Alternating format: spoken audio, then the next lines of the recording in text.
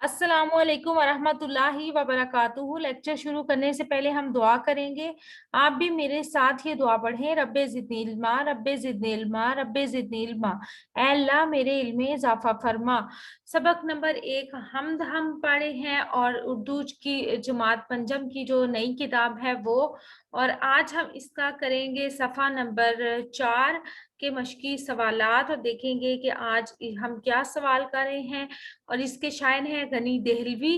और अगर हम आपको हमारी वीडियोस पसंद आ रही हैं तो चैनल सब्सक्राइब करके वीडियोस को लाइक और शेयर करें ताकि आपको आने वाले टॉपिक्स पर वीडियोस वक्त पर मिल सकें। और आज हम करेंगे नज़म के मुताबिक दुरुस्त अल्फाज लिखकर मिसरे मुकम्मल करें। सबसे पहले है पहाड़ों से गिरते हैं पानी के धारे, ये सब मेरे मालिक की कारीगरी है कि नूरी फजाओं से दुनिया भरी है। जिधर देखिए नूर फैला हुआ है, वो देखो कि सूरज भी निकला हुआ है, कि शबनम ने फूलों के चेहरे निखारे। दिए हुए अल्फाज के हरूफ अलग अलग करके लिखें और आखिरी हरफ से अल्लाह ताला की बनाई हुई कोई सी दो चीजों के नाम लिखें।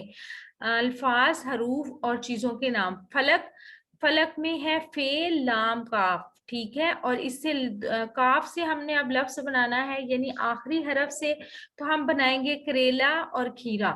और इसके अलावा है हमद, हमद में हे मीम दाल, और दाल से हम लिखेंगे दरख्त और दाल से दरिया। और सिमत, सिमत में है सीन मीम ते, और इसमें हम लिखेंगे ते से तारा और ते से तरबूज। शजर, शजर में है शीन और झीम और रे से हम लिखेंगे रात और रेत। और शबनम, शबनम में है शीन बे नून और मीम से हम लिखेंगे मोर और मूली, ठीक है।